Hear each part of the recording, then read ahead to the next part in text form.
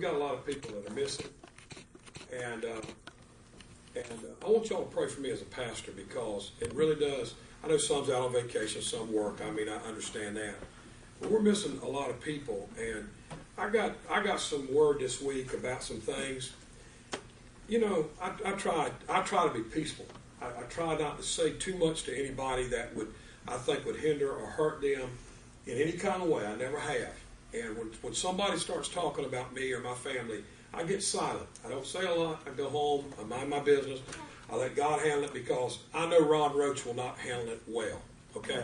Amen. And anybody's like that. If somebody's talking about your family and they're talking about you and they're putting false statements out there in the street about you and putting your name in the street, and you confront that person, you're not going to handle it well if you're not careful. You're going to say things that's going to hurt that person. Right.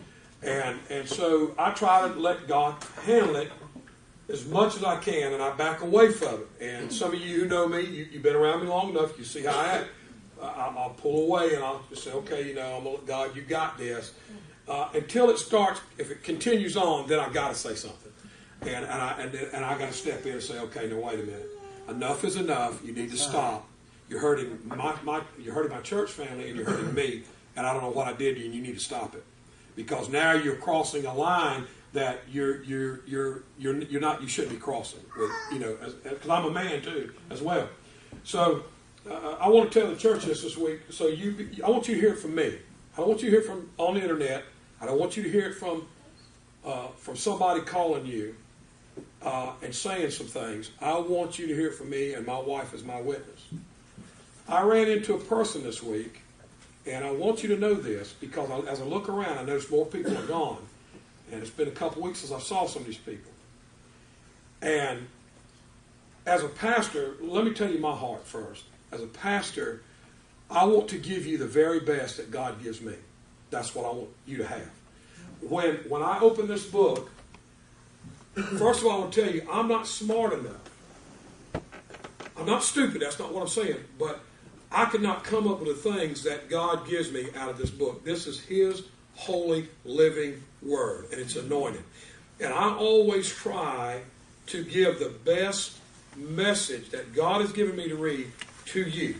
That when you leave here, if you need to feel convicted, you're convicted. That's right. If you need to feel lifted up, you're lifted up. If you need to feel joy, you're joy. If there needs to be sorrow, you have the sorrow that God wants you to have. Whatever God wants you to have, that's what I want you to have.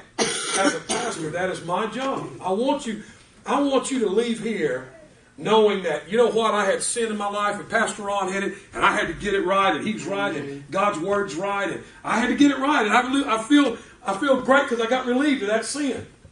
Or maybe you come in and you're down and out, and when you leave, you say, man, it felt good to be in the house of God. It felt great. Or you wanted to question, and Pastor said something, and I had a question on my mind, and by the Word of God, it was answered. That's my heart's desire for you, to get the full benefit of what God has. But anyway, I ran into a certain person this week at Walmart. And I wasn't going to say anything, and this person looked at me, from me to Robert, and this person acted like they didn't know me. And then they turned their back on me, and they saw my wife, and they said, oh, hey. Sandy said, hey. So I went up to this person, and I said, I want to ask you as a Christian to a Christian, as a pastor, and as a Christian to a Christian, do me a favor. So what? I said, stop calling people in our church and causing me heartache and affliction. If you wasn't happy here and you left, That's fine. I understand that. I don't know what I did to you, but don't keep calling, because not only are you hurting the church, you're hurting me personally. You're hurting my family, and you need to stop it. And they start, well, I only called in. I said, that's right. You have been calling people, getting them to leave and turn against me as a pastor, and I have done nothing to you. So stop it. Do you understand me? Stop it. That's exactly what I said. And I turned around and walked away. And I left it at that. So I want you to hear that come from me. And is that what I said, Sandy? Exactly what I said. I said, you're hurting my church family, and you're hurting me, you're hurting the house of God. This is what you do. Stop it. Stop it right now. Give my number, I'll talk to him. but I look around, and it's been on the internet. The only internet I know how to do is I know how to go YouTube, and YouTube will come up and I'll do like this and read what I want to read on YouTube about news and stuff like that, and gun control and things like that. I just flip through. That's all I know. That's the most I know of my technology in YouTube. Okay, but it has come back to me that they're on YouTube or Facebook or something, putting stuff out there.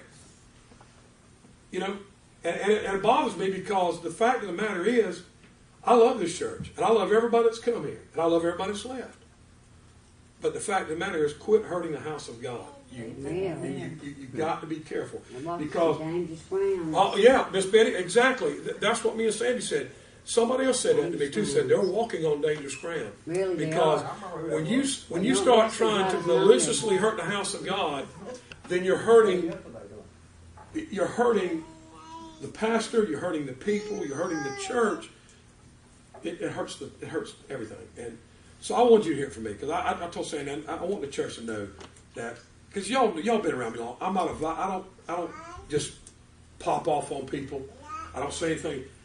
But this time I tried to not say nothing, and I said, no, I've got this. Should have pulled that bell off. I started to. So anyway, but I love you, church, and I love everybody that left, and I hope they'll find their way back sooner or later. If they do, they do. They don't, they don't. Wherever they're going, I hope they're happy. But I just want you to hear from me. I don't want you to hear any. Well, the pastor said this, and the pastor said that, and the pastor. You come to me, and I promise you, I'll tell you what I said. Amen. You know, Pastor, we went to a restaurant, me and David, and we know these people that came to this church.